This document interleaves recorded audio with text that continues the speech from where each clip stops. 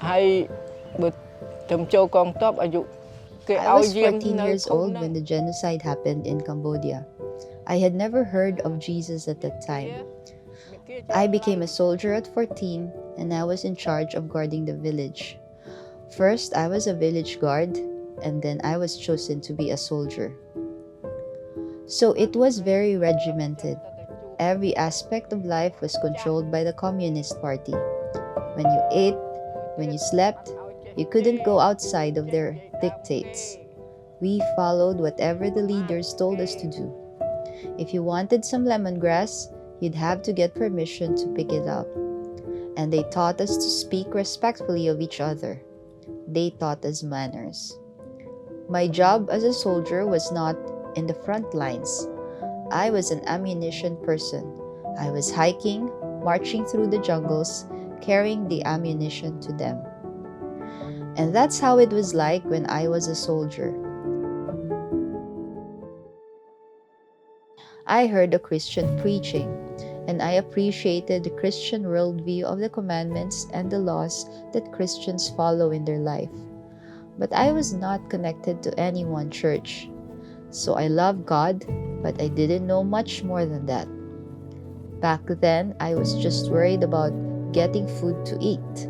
I didn't have time to read my Bible like I do now. One day I prayed, God, don't let me just bounce around. In my belief, I want to be shown real truth.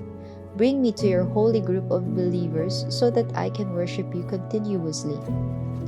Most churches that I saw were always on Sunday, and at that time, there was a lot of disruption going on in the country.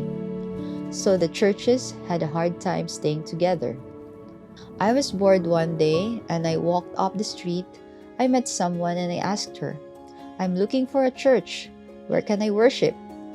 She said, if you want to go, I'll bring you tomorrow. It's on Saturday. I said, okay, I'll go. Greg Timmons, the AFM missionary at that time, came and picked me up that Sabbath morning. As I was trained and discipled by them, I, little by little, gave up my old ways and started living a new life. And it wasn't too many months after that I decided to be baptized. I do confess that I wasn't perfect. Sometimes I fell into temptation and then I would stand back up. I always pray and ask God not to let me fall into temptation like that anymore. And since I believed in God, He's never let me go hungry. I've never been a beggar having to ask for food door to door. He's always taking care of me.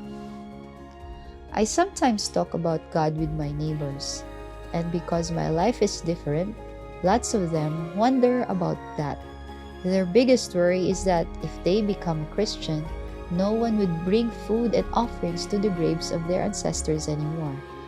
They do have a positive view of Christianity because they can see the love that we have. But it's very hard for them to feel like they would be abandoning their beliefs and the beliefs of their ancestors. It doesn't matter what people say to me for accepting Christ or any persecution that they give. I don't care because God is my Savior. There's no other hope than in Jesus. I don't care how hard it is. I don't care how tired I am as long as I have my Jesus with me. So I thank God for all His blessings in my life. I believe in Him until my last breath. They say that I'm alone according to the Buddhist culture. I'm alone because I don't have someone to bury me in a Buddhist way when I die. But I am not alone. God has always helped me. Correct. Correct, Major.